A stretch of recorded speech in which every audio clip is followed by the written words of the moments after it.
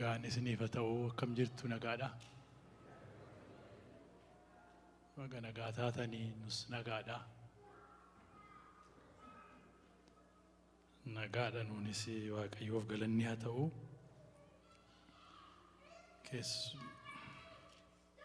Maatii dubbisuu dhufnee ijoollee caaltuutu eebbifamee wal faana Waaqayyo isaan gargaare. Asumaan immoo waldaa hirmaachuu dhufnee gaggeessitoonni immoo dubbii Waaqayyoo nuuf dhiyeessi jedhanii Waaqayyo sinaa eebbisu. Carraa dubbii Waaqayyoo dhiyeessuu argachuun gaariidha, garuu itti gaafatamadhas. Itti gaafatamadha. Carraa ta'uyyuu malee. Dubbii Waaqayyoo akkas jedha namaan fudhachaa jechuun salphaa miti. Kanaafi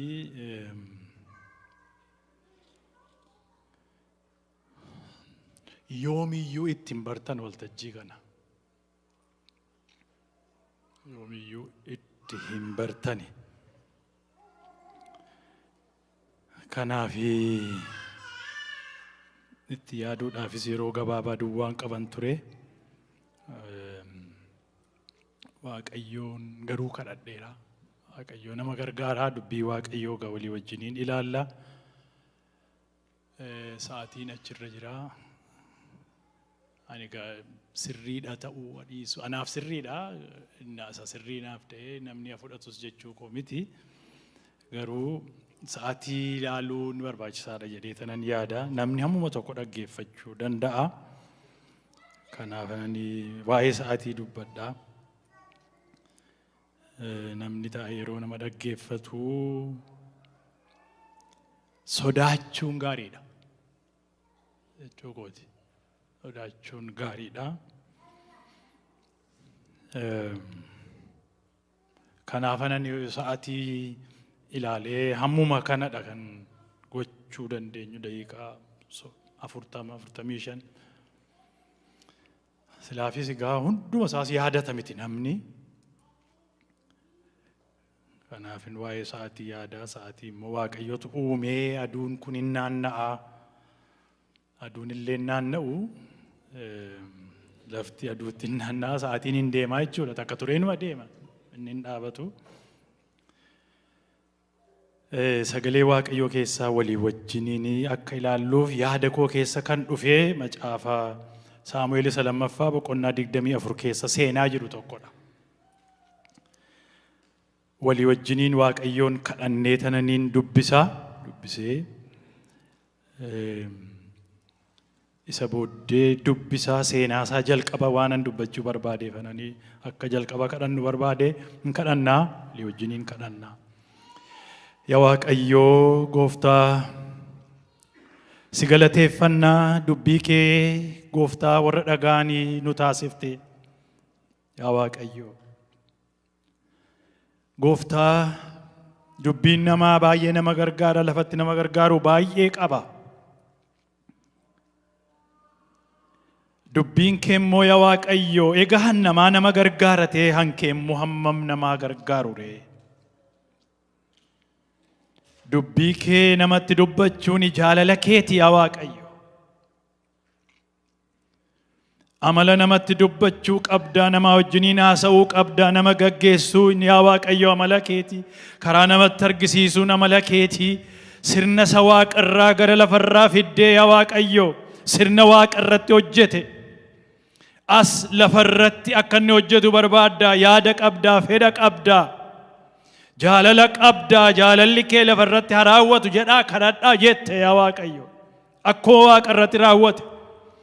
Inni lafarratti akka raawwatu barbaaddaa, isatu jireenya, isatu abdiidha. Kanaaf yaa Waaqayyo dubbii kee namatti dubbattaa, ganama kanas yaa Waaqayyo sin kadhadhaa.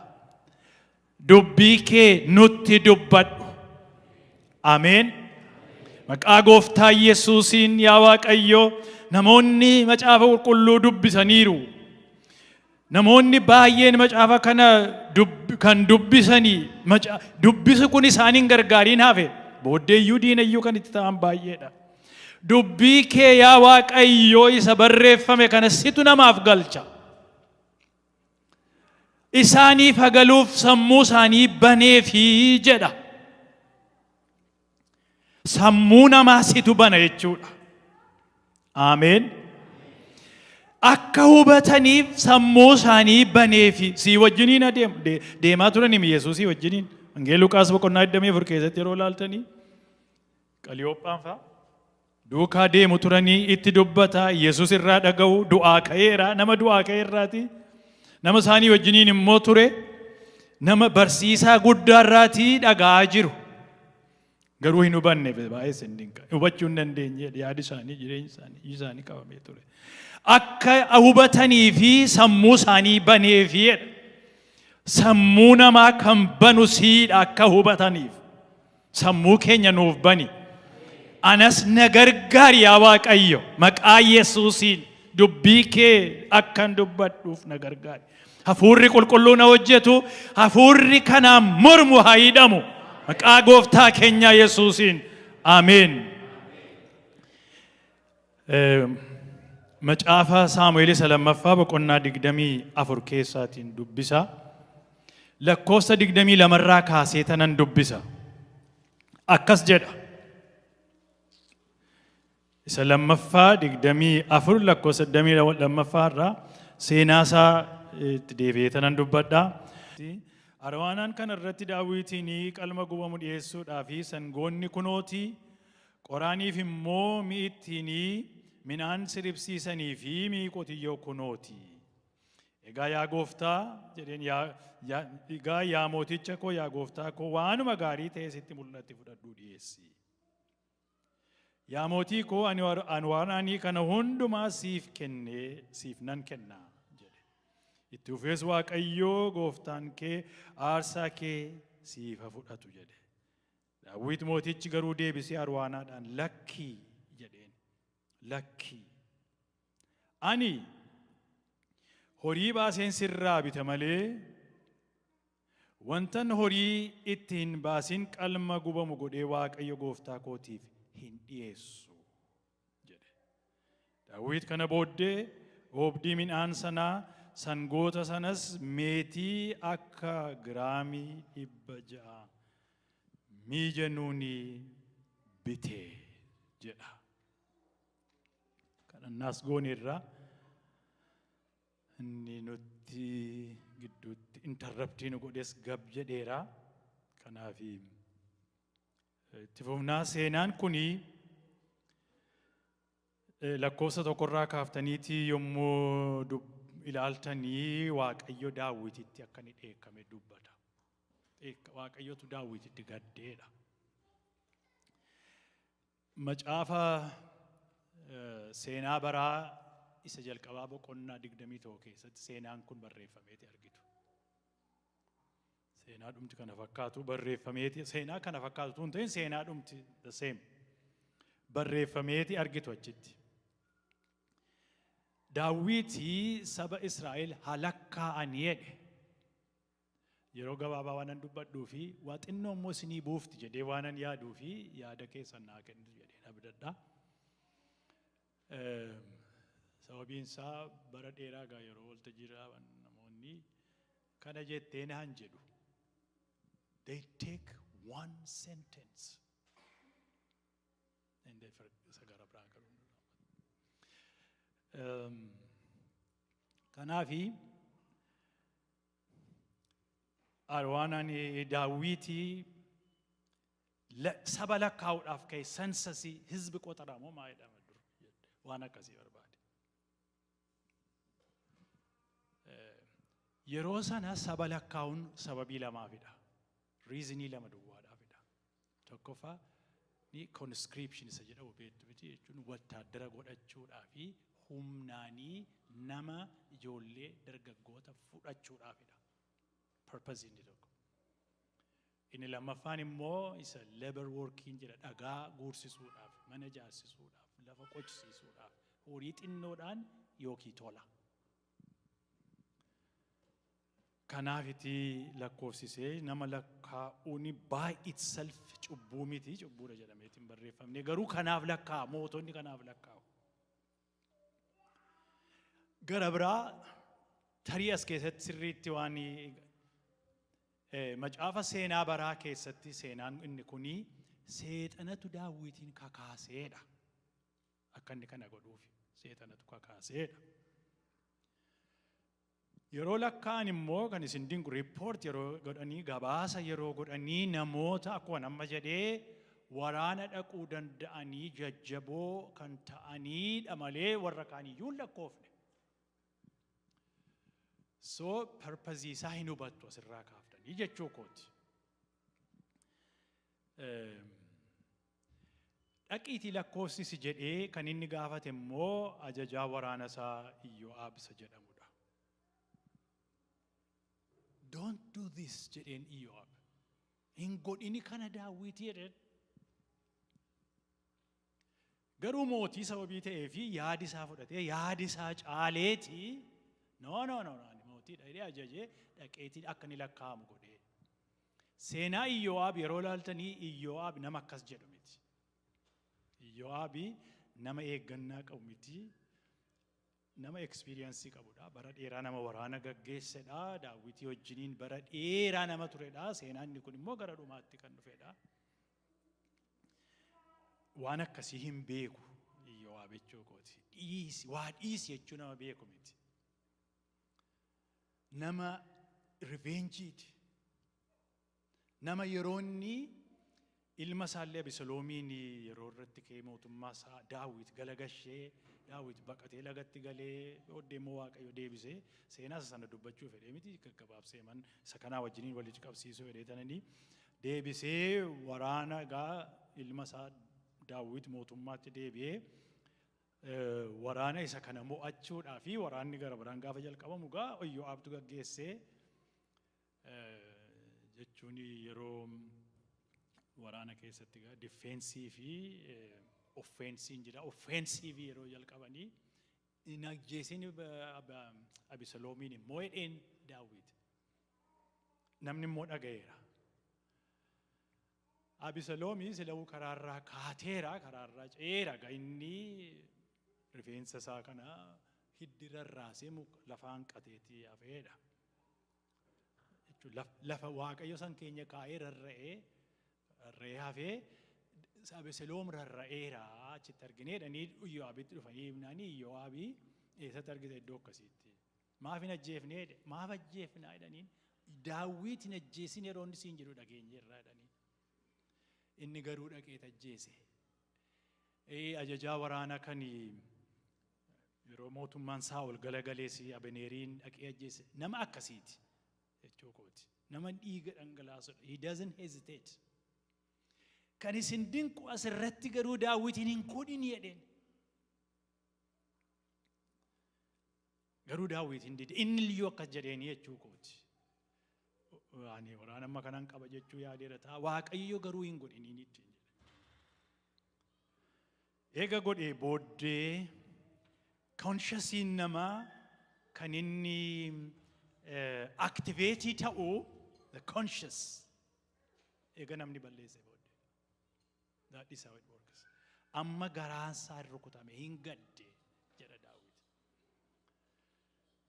Asirratti waan tokko duwwaa dubbadhee darbuufi namni Waaqayyotti dubbatu, namni sagalee Waaqayyoo beeku, namni dhaga'uu bare intentionally itti yaadee when you ignore the authority is dangerous. Itti dubbate waan dhiisii jedheeti. Kanaaf consciousiin isaa waan jedha beeka garaasaatti garuu didee godhe dhaqeeti. Laame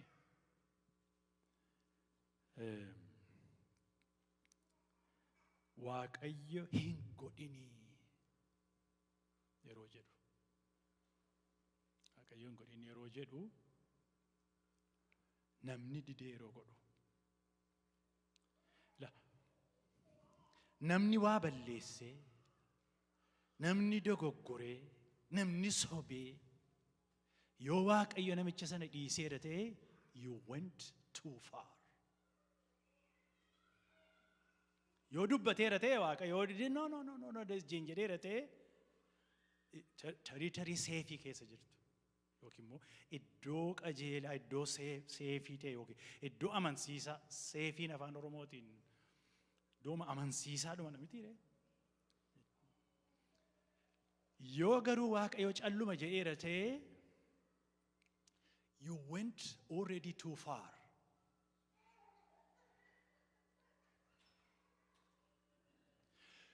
yoo namoonni keessumaa waltajjii irraa soba dubbatee Waaqayyo calluma dheeraan yoo ta'e that person has already went too far. yoo Waaqayyo calluma dheeraan Daawitiin calluma hin jenne Waaqayyo garuu hin dide. kanaaf egaa yeroo didu adabatu dhufa jechuudha. yoo adabas dhiisee Waaqayyo fagoo adabatu dhufa. amma biyya kee waggaa 3 biyya keetti beelan fidaama filadhu amma gaa adabatu dhufa jedheen waggaa 3 beelatu dhufa waggaa 3 immoo ji'a 3 immoo diina keettan dabarsee kennaa guyyaa 3 immoo dhayichatu dhufa ergamaatu rukuta biyya kanaa. naani Waaqayyo araarri isaa ba'a harkuma isaatti kufuu naa wayyaa jedhe Daawit harka Waaqayyo filata kana beeka jechuu kooti. filatee gaafa gaa rukuttaan ta'ee jedhu gaad dhaqeeti aarsaa dhiyeessi Waaqayyoof jedheeni Daawitiin. isa dhaga seenaan kun dhaqiitii aarsaa dhiyeessi jedheen. aarsaa dhiyeessuudhaafiti Awroonaa kan jedhamu lafa oobdii isaatti dhiyeessi. Naaniti achi dhaqe. Gaafa ilaalu Daawit dhufe. Mootiitu dhufe. Bajjii kana keessaa iddoo oobdii nama ordinarii keessa yeroo mootiin dhufu argeeti na'e. Na'eeti kufeeti gadi jedheeti simate maal hojii dhuftee jedheen Daawiti. iddoo aarsaa kee kana bitadhee tanan iddoo oobdii kana bitadhee tanan iddoo kanattan Waaqayyo gooftaa kootiif aarsaa dhiyeessaa jedhe. jennaani maali kun guddaa maalitti jedhe. kanaafi iddoo oobdii koos tola fudhadhu. sangootas kunooti jedhe. even sangoota kanan ittiin qotiyyoo waan hin jedhamti qotiyyoo maal jedha siribsiisaa si maal waan inni ittiin hojjedhu hunduma fudhadhu gubiitii jechuun gubdee aarsaa godhadhu jedheen. ati iyyuu dhuftee mo'achuu isaati. jennaani hin godhu jedhe Daawit. ishee kanan dubbachuu barbaade. ani waanan gatii ittiin baafne aarsaa hin dhiyeessu Waaqayyoof. costs me nothing. aarsaa kostii nan goone. aarsaan gatii ittiin baafne hin dhiyeessu. gatii baasu sacrifice isa jedhu irratti introduction irrattan baay'ee ture. ishee irrattan dubbachuu barbaada. tokkoffaa Daawitiin jireenya isaa yeroo ilaaltanii aarsaa jireenyi aarsaadha. jireenyi life is sacrifice. waan an har'a isinitti dubbadhu kana yaadadha. piriinsiipilii jireenya keessanii godhadha. waan haaraan dubbadha har'a dinqiidhuma waan masin dhageessanii hin beekne hin dubbadha. waan lubi tashoo'een fa'aa lubi kan saafa hin dubbanne hin fidee jedhaan jiru man. akkas jechuu koo miti. garuu hin gargaara jechuudhumaa fedheetanani malee maal waan haaraa isaan fidani. waama isaanii isinitti dubbataa turanii yaadachiisa malee. waanan costs me nothing. ani sacrificing godhu kanaa jedhe. Daawiti jireenya isaa Daawiti maqaan Daawit macaafa qulqulluu keessatti Yesuus Kiristoositti aanee si'a baay'ee maqaa dhaamuudhaan nama beekamedha. Nama baay'ee waan baay'ee hubateera araara Waaqayyo nama baay'ee. Gara biraa waan inni hubate as keessatti kan hin arginu Waaqayyoo fi waan gatii ittiin baafne hin dhiyaatu. Maalidha gatii baasuun yookiin sacrificein maalidha? Waan gatii naa qabaa jedhan dhiyeessu jechuudha. Waan gatii namaaf qabu. Horii koo ta'uu danda'a, yeroo koo ta'uu danda'a, comfortii koo ta'uu danda'a. Waan natti tolu ta'uu danda'a, maqaa koo ta'uu, reputationii koo ta'uu danda'a. Waan gatii naa qabu garuu aarsaan isadha. Jireenya ofiis ta'uu danda'a. Wangeelli kan inni as ga'ee aarsaadhaanidha. Wayyaa koo naa fidi jedhe Daawit Phaawulos Ximootiyoositti yeroo ergu. Bara Neeroo keessadha kan inni hidhame. Neeroonii nama paranoidiidha. But the emperor. Nama the known world bushudha. Magaalaa gubeeti. Neeroogaa nama yoon seenaa keessatti harkaa dhedheerata. Neeroon nama akkasiiti. Jalqabanii hidhamee appiil godhee booddee mana hidhaa ba'ee boolla keessatti hidhame. Qorra keessatti, diilalla keessatti.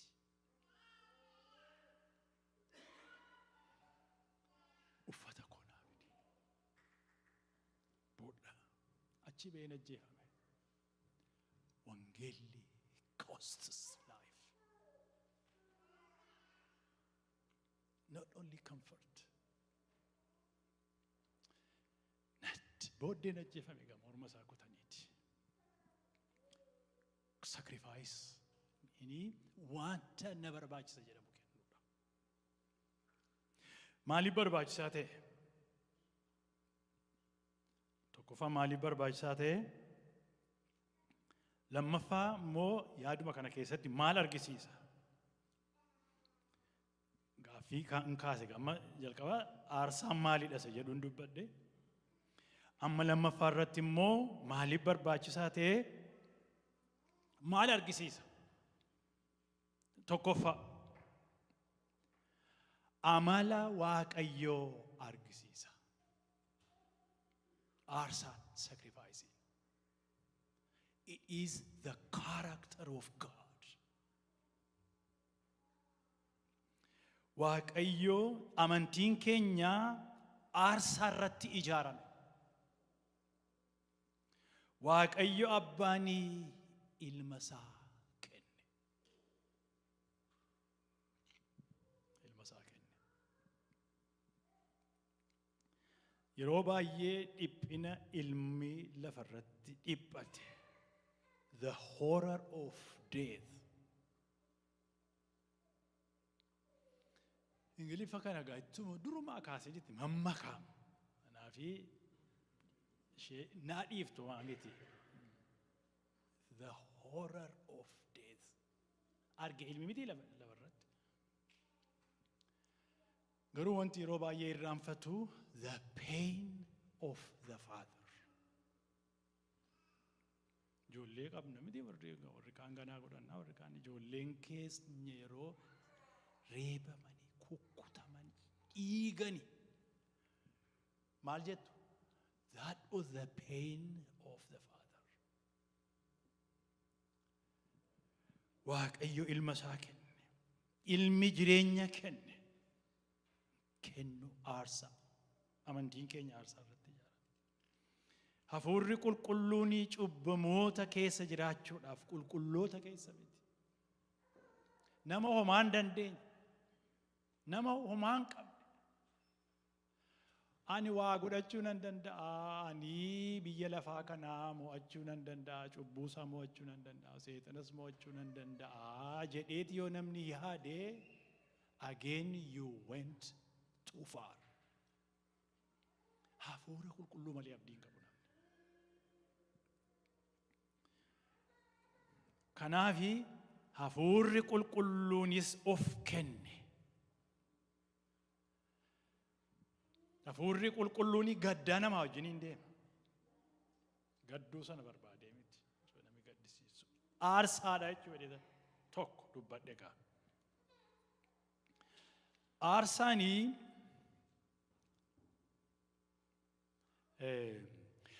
once aarsaa goonuuf sanaa gatii akka inni qabu, value akka inni qabu beeku jechuudha.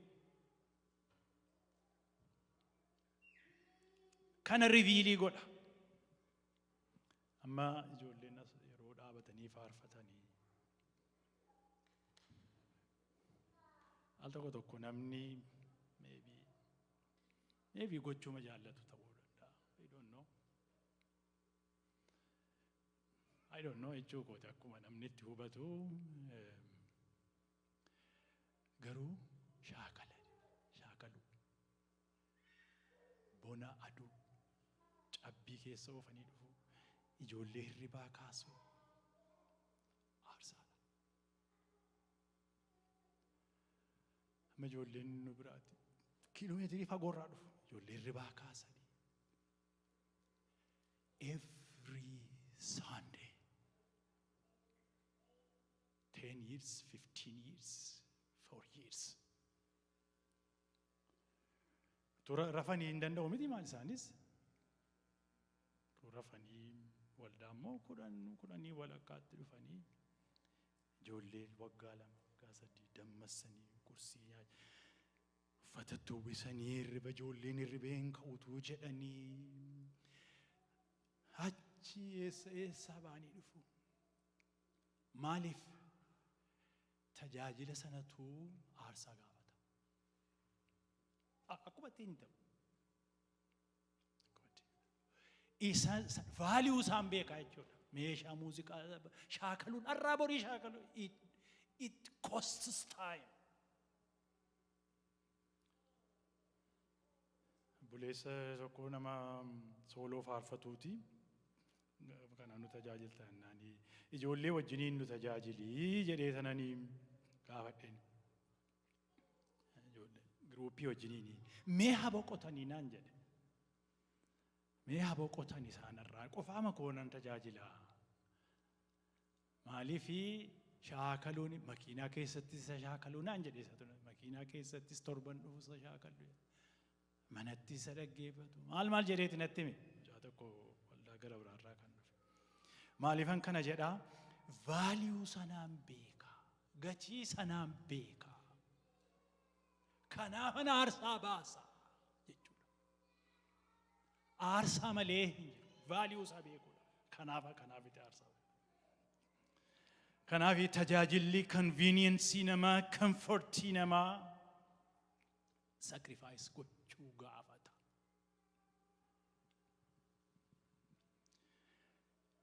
Aarsaan maalidha? Waa'ee aarsaa dubbataa jira. Waa'ee sacrifice. Waaqayyoon akkan trust godhu. Waaqayyoon akkan amanuun argisiisa yeroon aarsaa baasu. Trust, if you trust God, you will sacrifice. Yeroo koo nan kenna, horii koo nan kenna, dandeettii koo nan kenna, Waaqayyo duratti lakkaa'amaadha waan ta'eef. Waan gatii ittiin baasin Waaqayyoof dhiyeessu. Naa'oosh jedhe Daawit. Waan gatiin ittiin baasin. Costs me nothing, I can't do this. Gatiin kee jedhe Abrahaamii waan qabu hundumaa dhiisee ba'e biyya isaati. Waan qabu waggaa 70 oliiti. Biyyi sun immoo advaansidiidha akka Ameerikaa ammaatti lafti inni ture. Achi ba'ii deemee jedheen ka Ameerikaa ammaatti immoo hin jedhu iddoo developedidha at least advanced bara sana keessa. Yeroo amma arkeolojiidhaan ilaalanii bishaan boombaan iyyuu mana isaanii keessa jira akka bara sanaatti. Dhiisee deeme Abrahaam. Waaqayyootu deemee dheen. Dhiiseeti deeme. Lafa dhaqutuun beekin jedhan Ibroota barreesse deeme. Achitti gara akka ta'e akkoo beektanii rakkina meeqatu irra ga'ee Loot obboleessi isaa wajjiniin waan meeqatu ta'ee garuu Waaqayyootti dubbate isheema dubbachuu fananii boqonnaa 15 keessatti maal jedheen Waaqayyo gatiin kee na biratti guddaadha jedheen. You trust me and sacrificed, gatiin kee na biratti hin badu. Gatiin nama aarsaa baasu hin badu Waaqa biratti. Gatiin nama aarsaa baasu Waaqa biratti hin badu. Gatiin kee na biratti xinnoo miti guddaadha. Midhaan kee bishaan yaa'u irratti gatiidha. Waggaa baay'ee booddee argatta. Bishaan fudhateeti deema. Daabboo irra buuftanii fudhateeti deema. Garuu deebiftee argatta. Amantiidhaan gati. Midhaan kee waan gatii sii baasu. Namni yeroo aarsaa baasu maal argisiisa? Waaqayyoon amanuusaa argisiisa. Waaqayyoon dhaga'uusaa argisiisa. Aarsaa baasuun maalidhaa? Waan gatii naan qabnee waan irraa hafe dhiyeessuuni aarsaa miti.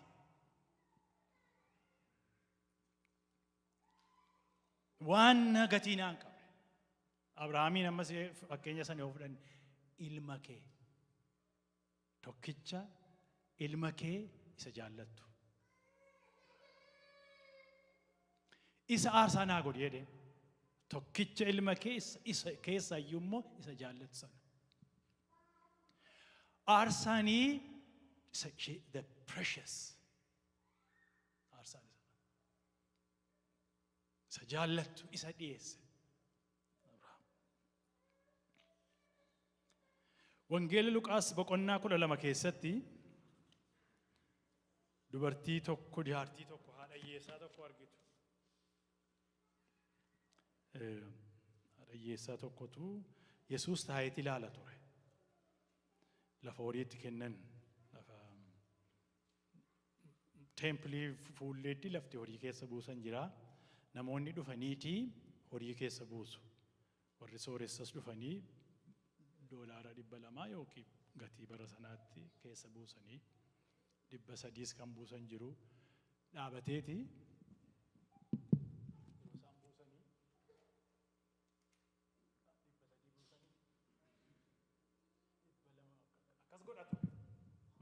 akkasti akka koo kanatti described yoo ta'uu dhabaate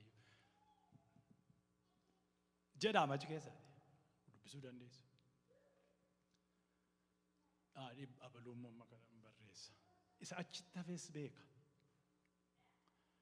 Booddee haati hiyyeessaa tokko dhuftee saantima ishee dhuma. Saantima isheen dhumaa biyya kana ishee kamidha? Daa'im ishee jedhamtudha.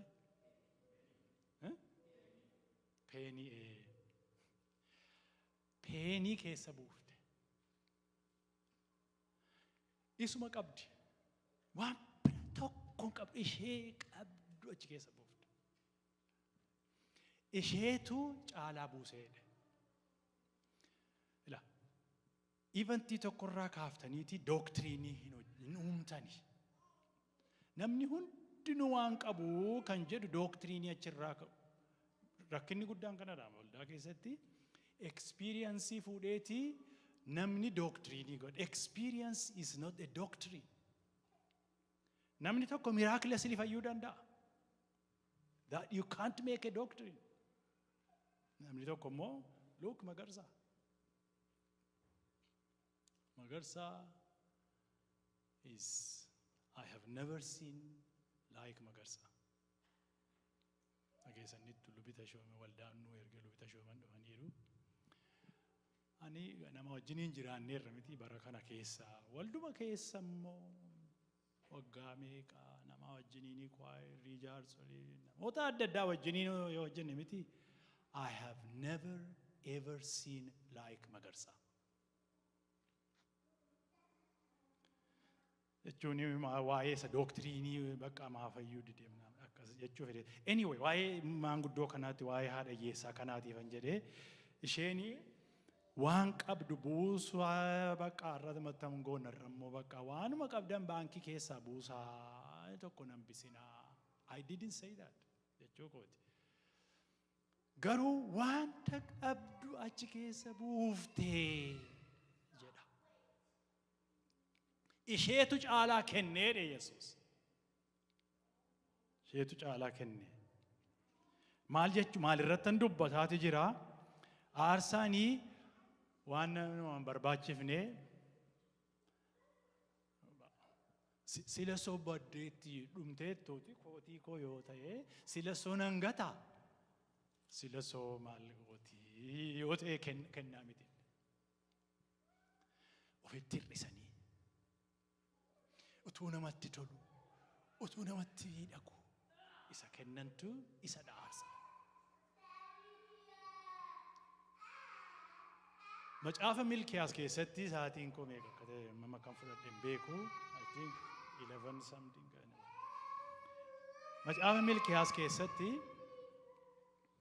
bara Milkiyaas the second temple seenaa sana keessatti jechuu kooti biyya Baabiloonii deebi'anii templii isaanii ijaaran.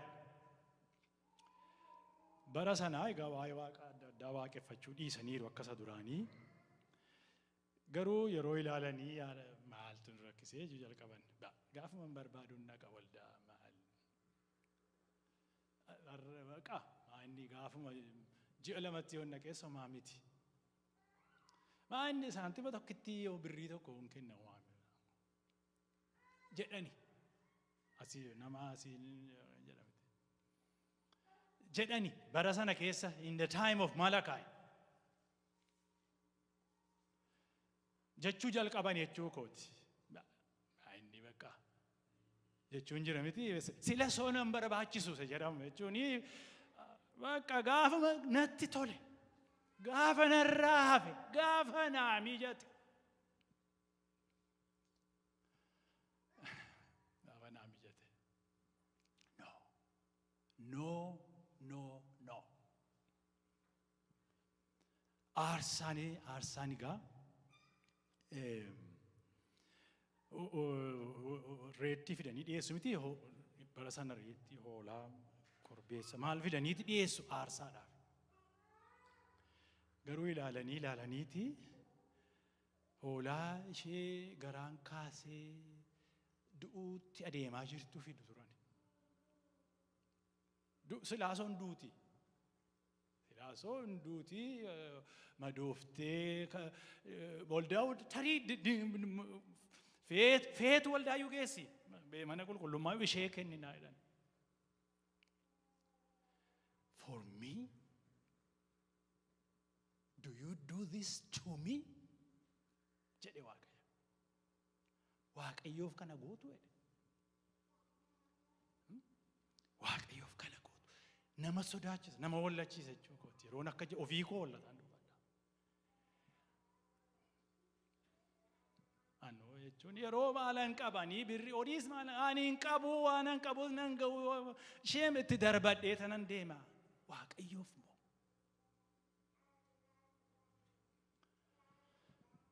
jedhaniiti bakka waama garaan kaase gaggabdeeti maali jedhe Waaqayyo ammatu namaaf kennitanii hin fudhataa namni kanaa jedhe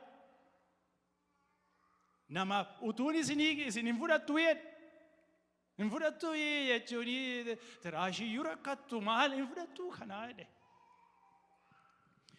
aarsaanii waan namarraa hafee kun maalitti geesse beeddu it led to 400 years silence. Calluma edegaatti dubbateeti ba'atoo ilaafeesi bakka itti darbatanii dhuma kana barbaadda miti silayyuu Waaqayyo akka godhan. Aarsaanii waan gatii naan qabne hin dhiyeessa miti. Sa'aatii narraa hafe hin dhiyeessa miti.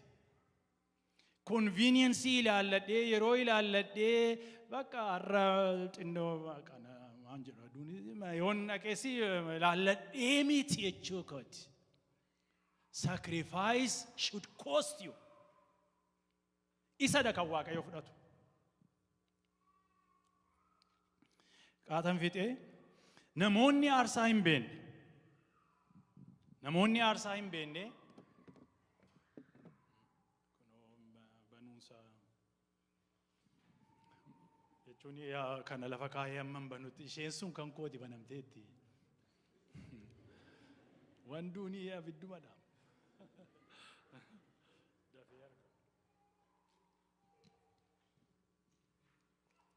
Jiraadhu Waaqoo si haa eebbisu. Namoonni aarsaa hin beekne aarsaa gochuu yeroo isaanii haa ta'u horii isaanii haa ta'u beekumsa isaanii haa ta'u aarsaa gochuu namoonni hin beekne they can't serve God. I will tell you this. Service is sacrifice. Namoonni aarsaa gochuu hin beekne akka jechuudha miti. They cannot serve God. Bara dhumaa keessaa jedha Ximootewoos lammaffaa boqonnaa 3 yeroo dubbiftanii dubbisuudhaaf yeroo leen qabu. Bara dhumaa keessaa barri sodaachisaan akka dhufu beeki jedheeti dubbata. Guyyoota gara dafeen iyyuu baafadhe guyyoota gara dhumaatti yeroon sodaachisaan akka dhufan hubadhu. Namoonni ofittoo sassatoo of jejoo afuufamoo arrabsitoowwani waan namoota abboota isaaniitiif haadhota isaaniitiif hin abboomamne galata kan hin qabne warra waan qulqullaadhaan mormanii Ingiliffaa maal jedhaa waan sadiidha dubbata boqonnaa 2 lakkoofsa 2 irratti lakkoofsa 4 irratti.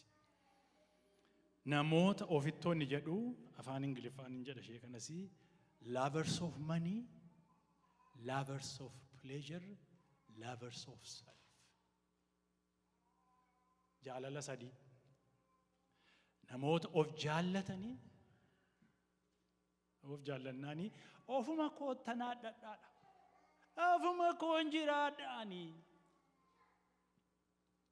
Ofuma koon jiraadha baqqaane. Jechuudha. Ofuma koon baqqaanii wayyaa si 500 bitadhee ofuma koon jiraadha. Jechuudha. Ofii jiraachuu utuu hin jiraatin nama gara biraa gargaaruu hin danda'amu. Sirriidha ofii jiraachuu.